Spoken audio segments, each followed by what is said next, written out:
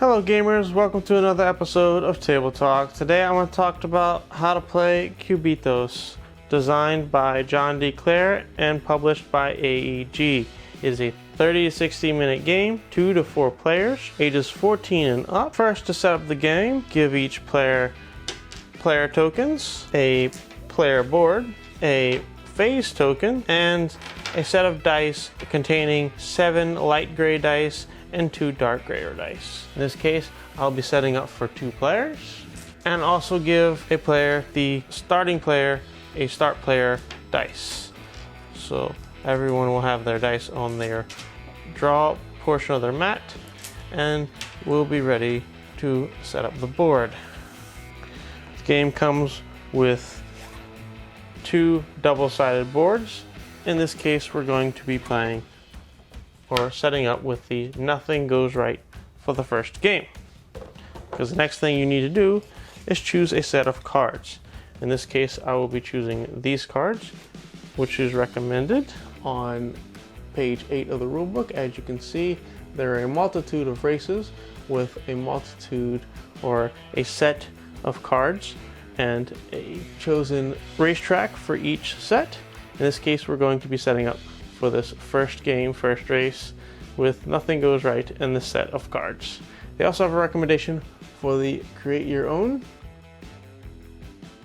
So you're going to set up the cards for the dice, set up the cards for the game that you are going to play this go. Then you will set up the fan track. Each player will place one of their racer tokens on the start line and the bleachers for the fan track. Next, you're going to put the dice trays and the token trays in reach of all players. There are 2 sets or a pair of token trays so that you can have them separated for both sides. On each dice tray, they also show the outcome of each of the dice, or possible outcomes. So put the dice where everyone can reach them. Also put the remaining gray dice to the side, because players do have an opportunity to gain more dice if they want. After setting up the dice trays and the token trays, and as I mentioned, the start player dice, we're ready to start playing the game. To start the game, each player will go through the roll phase,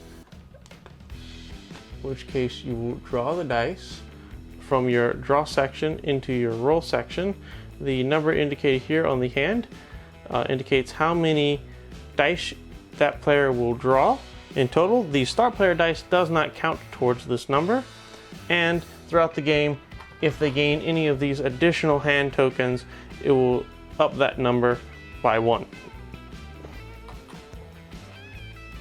So in this case, you will draw 9, which should be all of the gray dice. You will roll them, and then once you have rolled them, you will move the hits, which is an active face. As you see, this dice, there's mostly blanks, but there is an active hit. So you move all hits to your active zone, and then you will choose to either push your luck or pass. During this point, once you have 3 dice in your active zone, you can bust. By busting, you would be rolling nothing but blank sides of your dice. If you bust, you'll move everything from your active to your discard. You can choose anything in your roll zone to move to your discard, and you will move up on the fan track.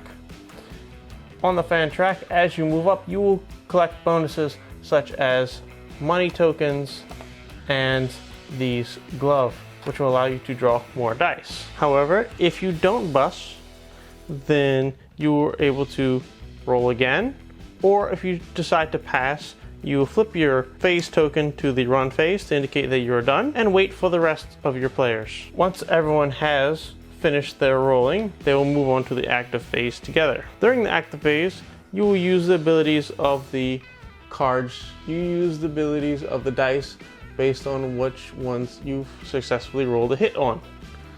In this case, you resolve the combat or the red dice in this game it is the person who has the most active red dice will gain 3 tokens, gain 2 movement, and they will lose 1 red dice.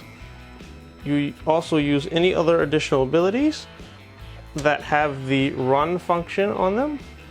As you can see here, there are a couple different things.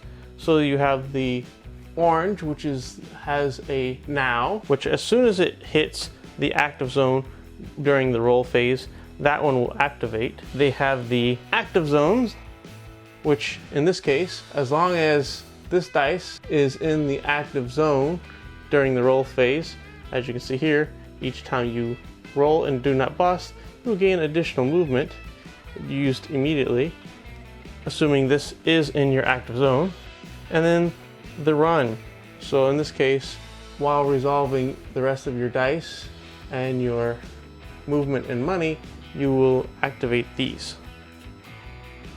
Once you have resolved your dice and determine how much movement you're going to have and how much money, everyone will move their token all around the racetrack, as so. If you used all your movement, wherever you land, if there is a reward, in this case, there is a token here for money. Some other ones include losing dice, gaining a dice, or moving up on the fan track. There are some additional bonus spaces, such as gaining dice at cost, and jetpacks and shortcuts on more advanced maps. So once everyone has finished their movement, and if they've landed on a reward space, they will gain it. They can also spend 4 money for 1 additional movement. I will mention there are 2 types of money. There is the round money, which is indicated here, and there's also the square money. The difference between the two is for the square money, you will gain these tokens that you can save for future rounds. The round money, when gained, you must spend it or lose it. Once everyone has done their movement, we'll move on to the buy, in which case everyone will have an opportunity to buy up to 2 dice. They must be of different colors, and they must pay the cost on each of the dice. For example, these red dice, as I mentioned, will have a cost of 3 per red dice you decide to buy. Once everyone is finished, they move all of their active dice to the discard zone, and you will pass the start player dice to the next player. Once finished with that, we will then move on to the next round. In this case, if I have something like this, I have to draw 9 dice, so I will draw the rest of my draw. If I still don't have 9, I will then move everything from my discard to the draw, and then continue until I finished my total number of dice I may draw. And then roll, push your luck, activate, discard, and keep going until someone has made it all the way to the finish line. When someone makes it to the finish line, if they have additional movement, they should move that additional movement, in which case, if multiple players cross the finish line in the same round, it is the person who went the farthest who will win the game.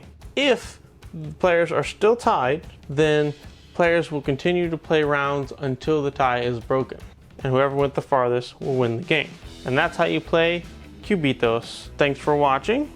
Please like and subscribe. Tell us what you think of this game, and tell us what set that you like to play with. And we'll see you in the next one. Bye bye for now.